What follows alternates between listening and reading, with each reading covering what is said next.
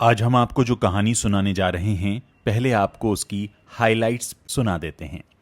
गरीब फैमिली से निकली एक महिला एथलीट, जिस पर पहले लगा पुरुष होने का आरोप, फिर लगा बैन, और उसके बाद वो गेम से बाहर चली गईं, लेकिन फिर वापस आईं और बना दिया नेशनल रिकॉर्ड।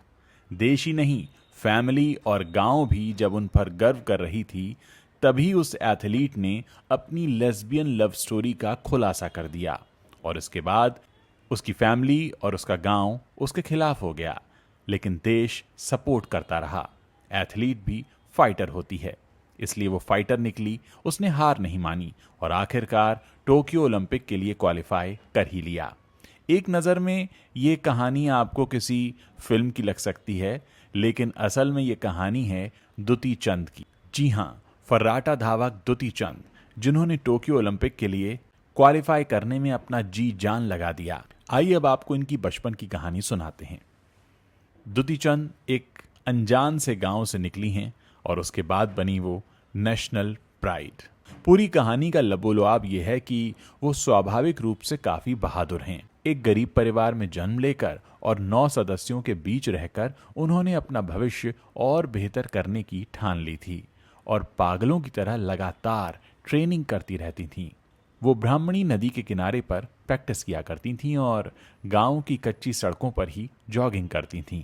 उन्हें पता था कि यही एक रास्ता है गरीबी से बाहर आने का।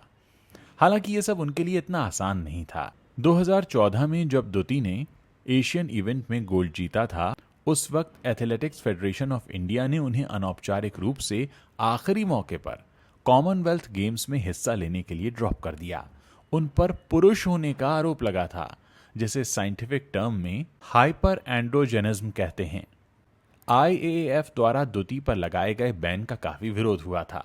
इस बैन के खिलाफ दुती कोर्ट तक गई थी, जहां court of arbitration of sport ने उन्हें बड़ी राहत दी थी और आईएएएफ के स्टैंड को निराधार बताया था और दुती को खेल के योग्य बता दिया था। इसके बाद 2016 में दुती ने नई दिल्ली में फेडरेशन कप में हिस्सा लिया और नेशनल रिकॉर्ड बनाया। पिछले दिनों दुती ने बताया था कि 2017 में उनके जीवन में एक नई लड़की आई, जिसे उन्होंने अपना जीवन साथी बनाने का फैसला कर लिया।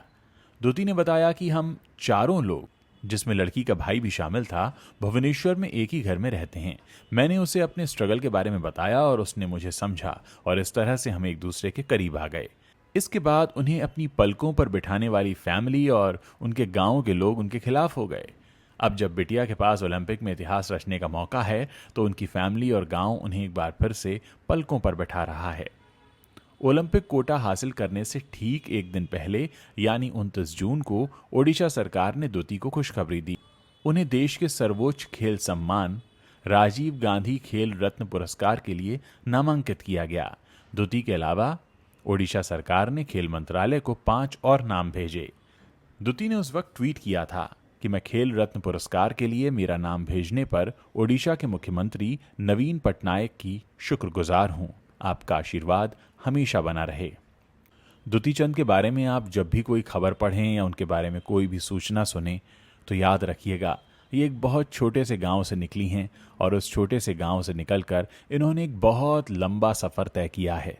बात सिर्फ इनके खेल जीवन की नहीं है, बल्कि निजी जीवन में भी इन पर कई तरह के आरोप लगे, लेकिन हर बार ये एक चमकते सूरज की तरह बाहर निकल कर आईं और शायद पूरी दुनिया के सामने एक ऐसी मिसाल रखी, जैसी मिसाल शायद ही कहीं और देखने को मिलती हो।